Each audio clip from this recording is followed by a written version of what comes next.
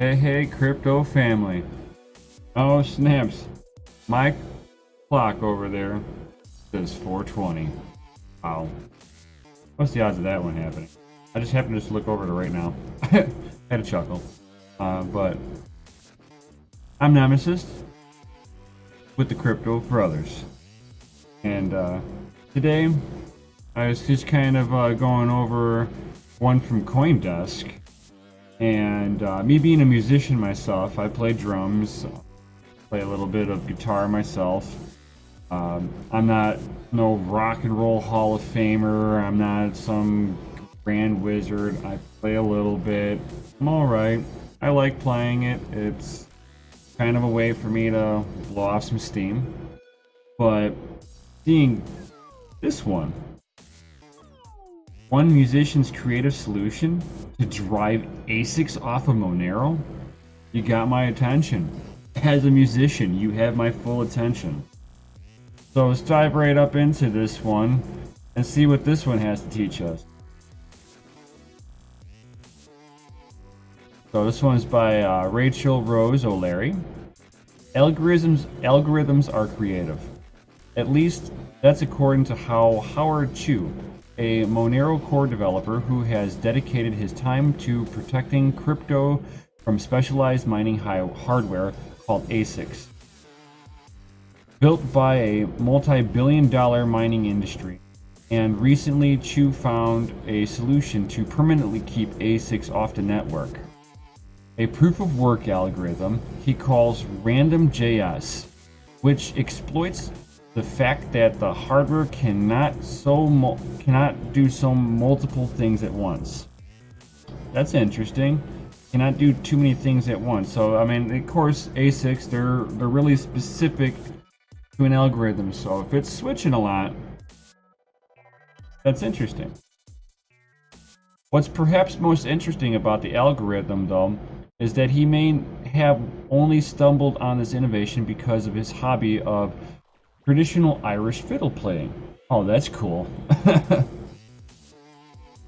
From his hometown in Donegal, one of the most rural and musically rich corners of Ireland, who told Coindesk the algorithm was created with the same imagination he draws from his musical practice.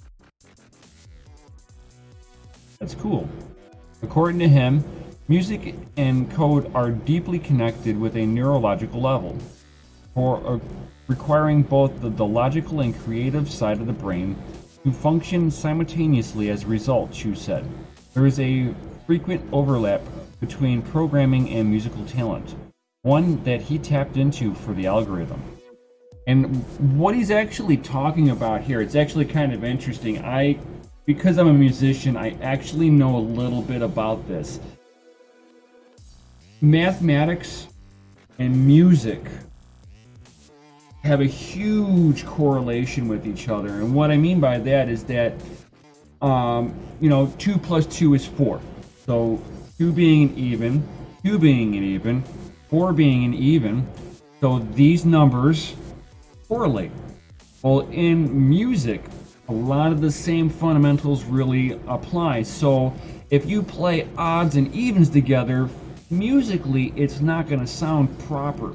You have to play all your even notes or all your odd notes. There are exceptions to the rules where you can make step throughs that allow you to transition into an odd number or back into an even number. But in order for it to harmonically sound pleasant, it's usually either odds or evens.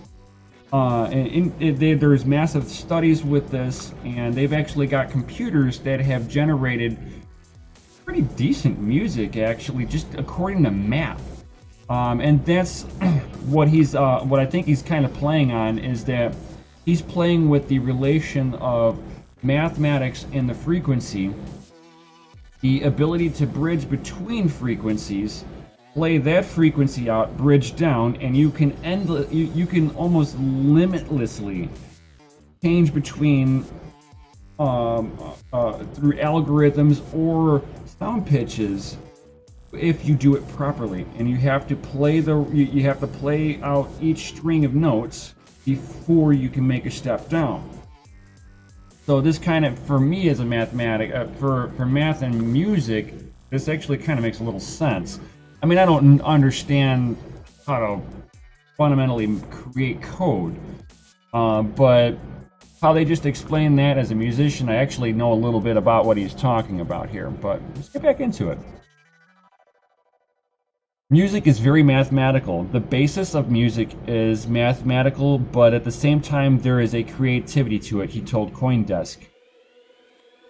And with that, Chu created the algorithm that utilizes random generated code.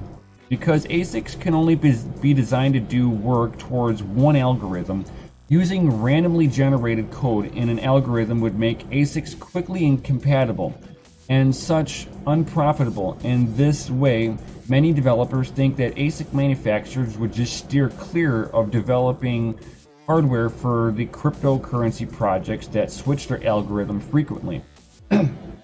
And that I'm going to say no. If it's profitable enough in there, they will stuff enough chips in there to do as many of the algorithms that is set forth on their platform.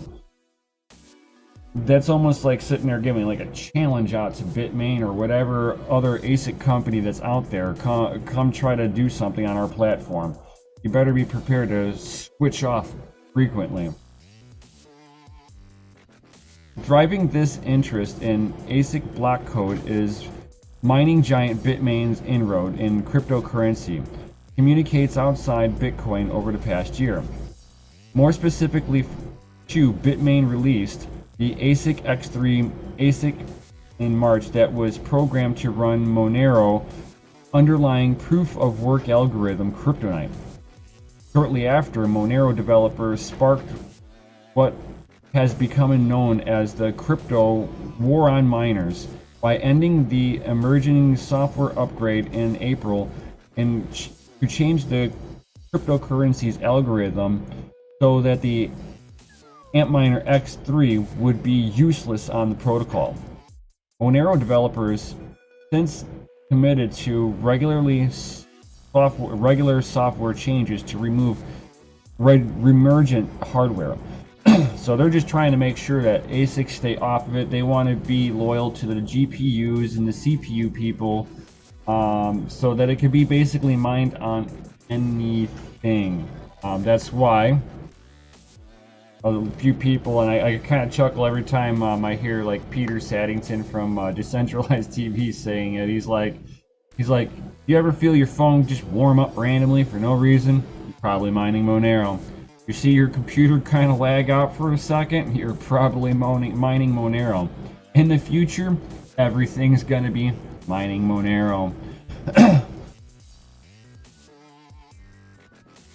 But because of the risk that small software changes Monero has committed to may be insufficient to dissuade hardware manufacturers long term.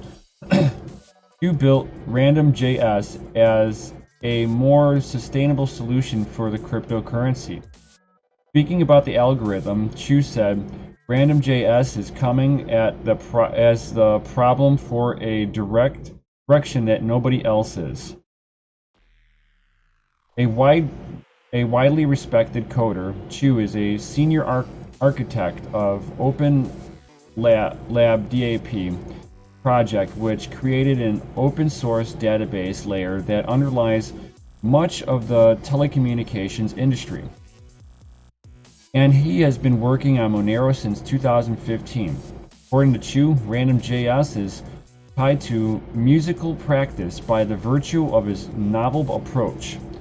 While ASIC hardware manufacturers analyze software and build optimized hardware to run for a particular algorithm, Random.js is the opposite approach, analyzing the function of CPU hardware, the kind that underlies most consumers' laptops, and building outward from there.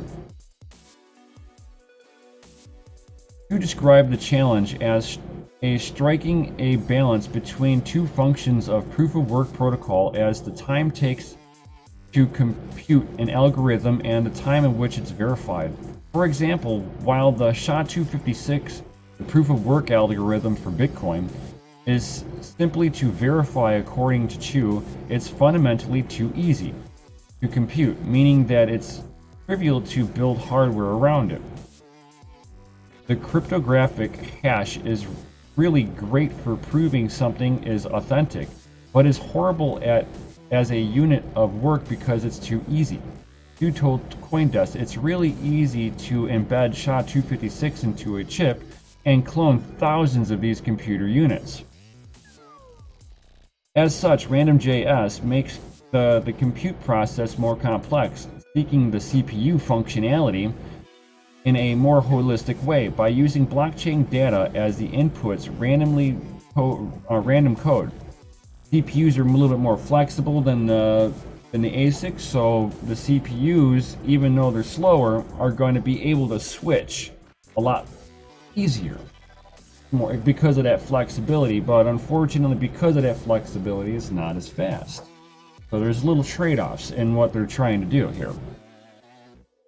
We take an input which previously blocked hash, and we use that as the seed for the pseudo-random number generator Chu explained. The data then generates random algorithms written by JavaScript, which, when run by the participating computers, are then hashed and added to the blockchain. Still, the algorithm itself is being evaluated by Monero core team. According to Chu, there is a number of things that might delay the adoption. For one, it can't currently function the general purpose or the GPU hardware that compromises the majority of Monero's mining infrastructure. And it kind of goes on like that for a little bit more, where he's just kind of talking about how he's got the musical background and how he's embedding that in with his code as his kind of his muse to figuring out how to switch back and forth. I mean, there's more under the hood that's definitely not being talked about that would definitely just go right over my head. But it's kind of nice to see, you know, that these guys are thinking outside of the box. They're trying to make it to where us GPU miners can still fall back on to their algorithm and point our hardware at no matter what. There is a fallback too. It might not be the absolute most profitable thing on the planet, but it's at least a place where GPUs, CPUs are very much welcome by them. With that, drop a comment down below. What did you think about this? And what's your thoughts on this too? While you're down there, smash that like button, hit the subscribe, and hit the bell notification. And I will see you guys next time.